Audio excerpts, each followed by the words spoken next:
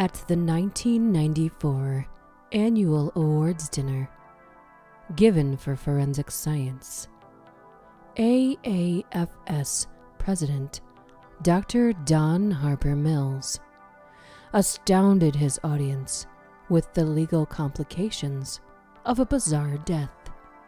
Here is the story.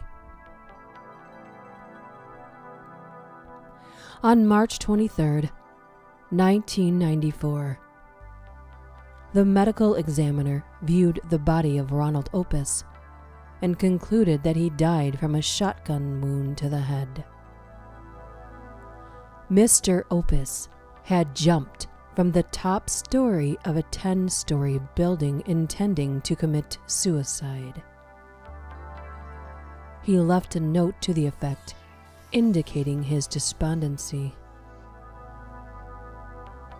As he fell past the 9th floor, his life was interrupted by a gunshot blast passing through a window, which killed him instantly.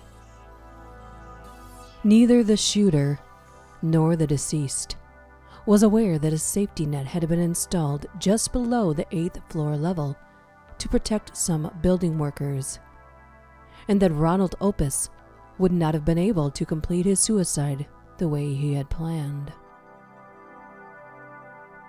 Ordinarily, Dr. Mills continued, a person who sets out to commit suicide and ultimately succeeds, even though the mechanism might not be what he intended, is still defined as committing suicide.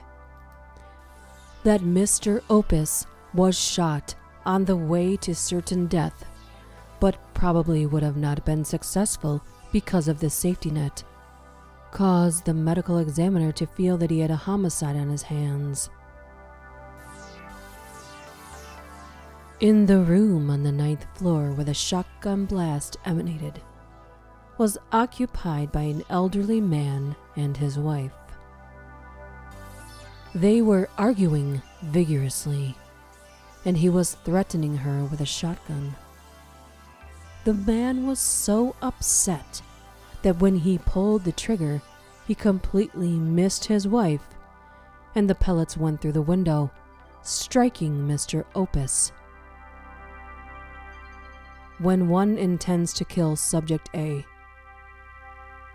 but kills Subject B in the attempt, one is guilty of the murder of Subject B. When confronted with the murder charge, the old man and his wife were both adamant, and both said that they thought the shotgun was unloaded. The old man said it was a long-standing habit to threaten his wife with the unloaded shotgun. He had no intention to murder her. Therefore, the killing of Mr. Opus appeared to be an accident. That is, if the gun had been accidentally loaded.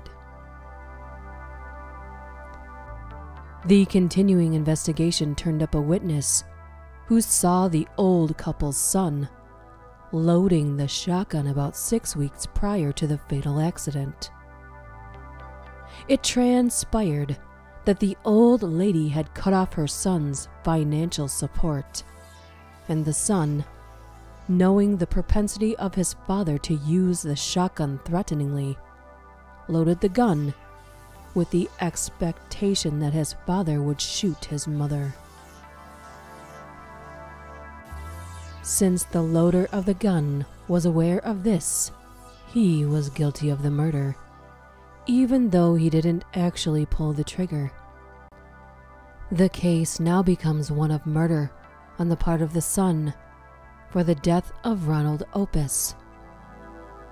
Now comes the exquisite twist. Further investigation revealed that the son was in fact Ronald Opus himself. He had become increasingly despondent over the failure of his attempt to engineer his mother's murder. This led him to jump off the 10-story building on March 23rd, only to be killed by a shotgun blast passing through the 9th-story window. The son had actually murdered himself, so the medical examiner closed the case as a suicide.